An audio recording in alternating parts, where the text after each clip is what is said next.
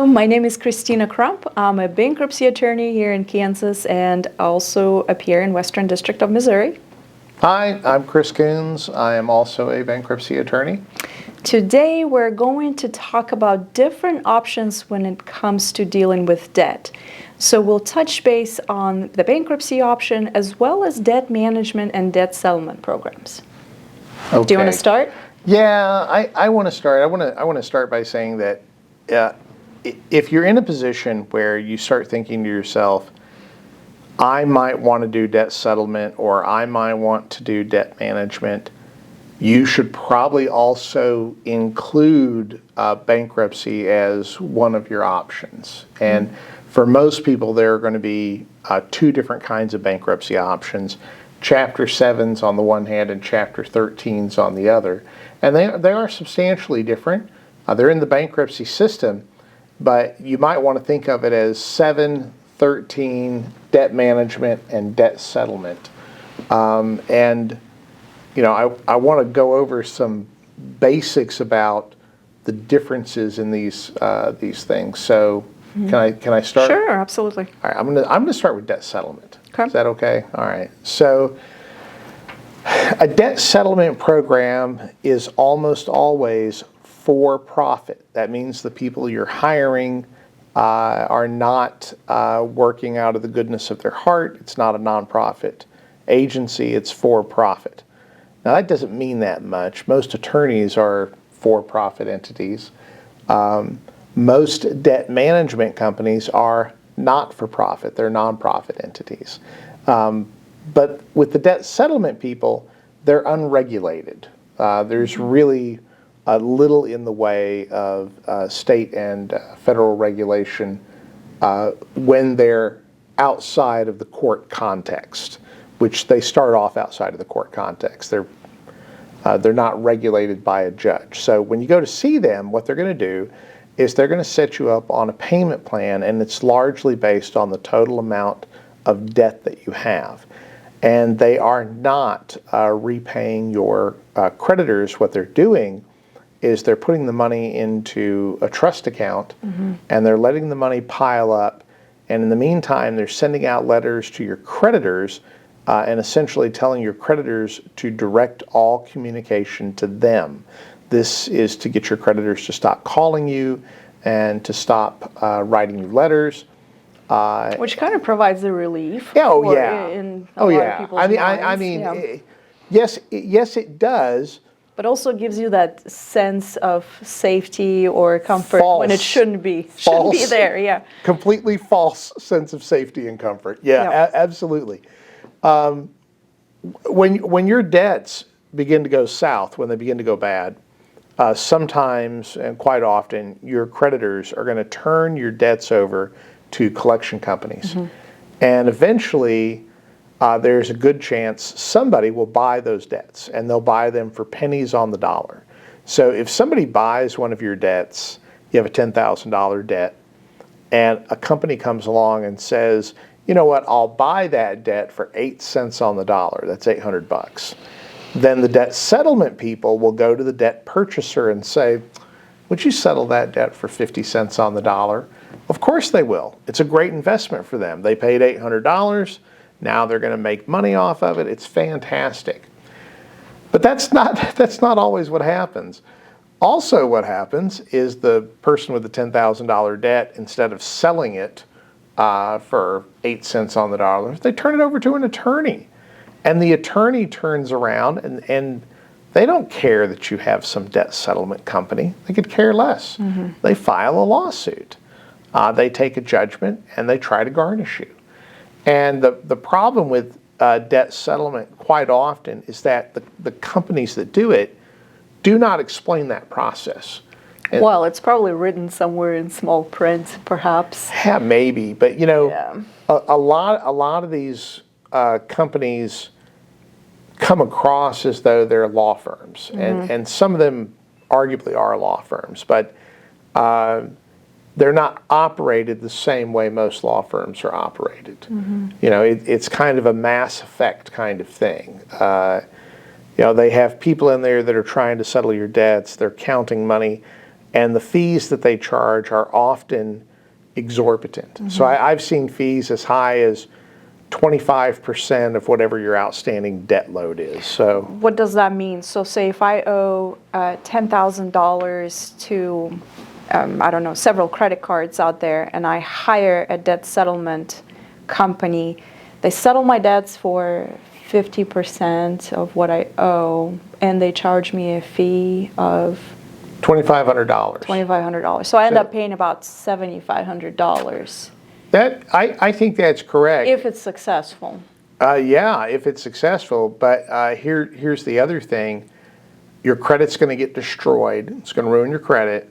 Any promises they give you that it's not going to ruin your credit are incorrect. Nothing that prevents this from ruining your credit. The other thing that I would say is that you might get at the end of the year, you might get a tax document on the debt that was written off. So you can actually be 1099'd on the written off portion of the debt. You may be able to get out of that though. Do I have to hire somebody to do settlements with No. my creditors? No, you can absolutely represent yourself in debt settlement. That is arguably the cheapest thing to do if you want to go that route. But what I'm going to point out is that for the same fee you paid them, and arguably even less, you arguably could have done a bankruptcy and simply wiped out the debt. Now that depends on your income level. It depends on a whole bunch of factors.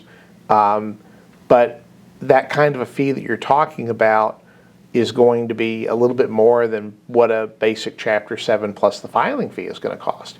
So you arguably could have gotten out from under the entire debt. I would also point out that in a lot of debt settlement cases, if you have $10,000, they're arguably not even interested in you as a client. They're interested in people that have $30,000 or $40,000 of credit card debt because they don't want to charge a $2,500 fee. They want to charge $7,500 fee, $10,000 fee, $13,000, and I'm quoting these from my experience with my clients, where they've attempted a debt settlement program and it didn't work out. In Go ahead. my experience, I think like a lot of debt settlement programs are, or at least my clients stay in this debt settlement programs for at least like 12 months, sometimes 18 months. But that monthly payment they're paying in is really covering their fees to the debt settlement program, so they don't really have as much money in their, I guess, the war chest, right, to actually settle debts at the beginning. Okay, so let's imagine you've got $30,000 of debt, and the debt settlement company sets you up on roughly, let's say, $500 a month payments. Okay, there are some real problems with this right off the bat. One, it's very rare that anybody at the debt settlement company is actually sitting down and doing a budget with you to see if you can afford that payment. They're not doing that with you. What they're doing is they're looking at the amount of debt you have, and that is determining the payment. Now that's the opposite to some extent of what happens in bankruptcy. In bankruptcy, what determines the payment for things like credit cards is not what do you need to pay them all off, but how much do you have available to pay them. And if you have nothing available, you may end up paying nothing to them. In a debt management plan, in the nonprofits, they're almost always going to sit down with you and do a budget, and they're going to tell you whether or not you can afford to make the payment. Debt management, by the way, can I cover that? Sure, Is that absolutely. right? So, in a debt management plan, you're going to go in and sit down with somebody, and they're going to take a look at all of your debts. And they're nonprofit agencies. Most of them work with United Way. They often get some funding, not directly but indirectly, through the financial industry. And so the Credit card financial companies, yeah, banks, that's yeah. right. No, Yeah. that's absolutely correct. So the credit card companies have kind of a vested interest in having these people screen these cases. And so in a sense, they can tell the credit card companies, yeah, I met with this person, and it's legitimate. They don't have the money to pay the debt. They can make a payment, and they'll set people up on a payment plan. Usually what they're doing is they're getting the credit cards reduced to 0% interest, and people are making a payment usually over... Not 0%. It's usually 8 or 9%. Oh, yeah. Depending on the creditor. I think you're right. I think there are lots of setups that are already there, or lots of agreements that are already there. So when you start going through a debt management program, that counselor that you're talking to you will probably tell you exactly how much they will reduce the interest rate to, because I think there's some kind of understanding or programs out there that are available. My time goes back to 2008. But you still pay the principal balance. Yeah. That does not get reduced. It's the interest, right, that gets reduced in debt management programs? Generally, that's correct. You're going to pay the principal balance. You're going to do it usually over 5 years. So and your credit cards get closed. That is correct. But your credit rating does not suffer as much as with debt settlements. I think that's absolutely correct. Yeah. That's correct. And usually the programs are getting paid $20 a month, or they're getting paid. And it's really a pretty nominal fee for the service that they provide. The only problem I have with them is sometimes I think when they do budgets for people, they put people on really tight, non-realistic budgets sometimes. I mean, they're just draconian might be too tough of a word, but they're tough budgets. They're really hard. Well, I like those programs, but I think the main problem with them is the limits on the creditors that participate in those programs. So I think like a lot of your regular credit cards will participate, but your payday loans, installment loans, and medical debt, I don't think they necessarily participate in any kind of debt management programs. Yeah, car loans are not. Or car loans, yeah, they're not going to participate. There's some housing programs that might participate. So there are limits in terms of who or what creditors you can work with within those programs. And I think a lot of times, like one of the main, I guess, concerns our clients have is part of their financial life is just under control. They're able to make those payments, maybe at 0% interest rate, maybe the creditors are working with them, but then there's always this one that does not want to work with you, that wants to take you to court, that has a really, really high interest rate, maybe it's an installment loan, payday loan, or something like that. Or medical providers where they tell you like, hey, you owe us $5,000, but we can only give you 12 months to pay that back. So it's that cash flow that kind of gets people in the door. But do you want to talk about how bankruptcy is different? Or Yeah, sure. So when you're looking at debt settlement, and then you're looking at debt management, and then the next thing you might be looking at is based on the kinds of debt I have, would a Chapter 7 bankruptcy be appropriate? It's known as a liquidation case or a complete bankruptcy, and there is an income test, essentially income and expenses, to see if you qualify. And when you look to do a Chapter 7, what you're trying to do is wipe out the unsecured debt and essentially start over. And you'll hear people call it the fresh start. And you sit down with an attorney normally, and they evaluate the case. But in the same circumstances, let's pick that $30,000 of credit card debt. Whereas you might file a Chapter 7 and be able to wipe out that $30,000 credit card debt if you qualify for it. You might be looking at, in a debt management plan, you might be looking at substantially paying that back over a 5-year period of time, and you might have a $600 a month payment if you're paying interest on it. It could even be a little bit more. If you're in a debt settlement program, you might have a $600 or $800 a month payment, with the theory is they're gonna settle the debts for you. But if it's $30,000, I think at some point you're going to have a substantial risk of actually being sued, and then you will have arguably wasted the money you have paid in, and you will still end up in bankruptcy. And wasted the time that you spend on that. Yeah, you'll still probably end up in bankruptcy. That's why I have such a knock on those. Chapter 7, usually people are in and out in about 6 months. You do have an issue with a Chapter 7 trustee and you might have assets, cash on hand or tax refund or something that they might be able to get at. Chapter 13 bankruptcies are known as wage earners bankruptcies or bankruptcies for somebody with a regular source of income. You're usually proposing a plan and you're making a payment, and the payment is really based on your budget.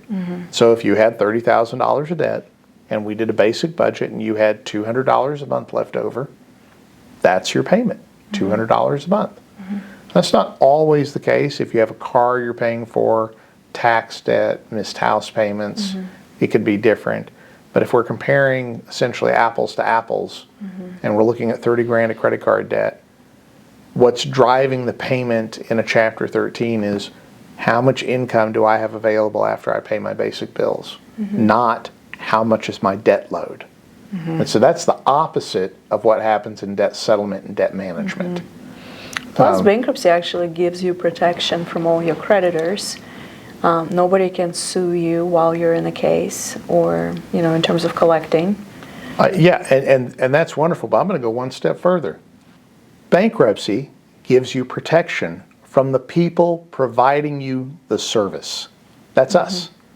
Because when you file a bankruptcy, there is a federal bankruptcy judge that has oversight of the case. There is a U.S. trustee's office that manages the system. And then there's a sitting trustee that manages the case. And all of those people are going to eyeball your attorney to make sure that your attorney is doing their job and to make sure that their fees are reasonable. And all along the road, we have to disclose our fees at every opportunity.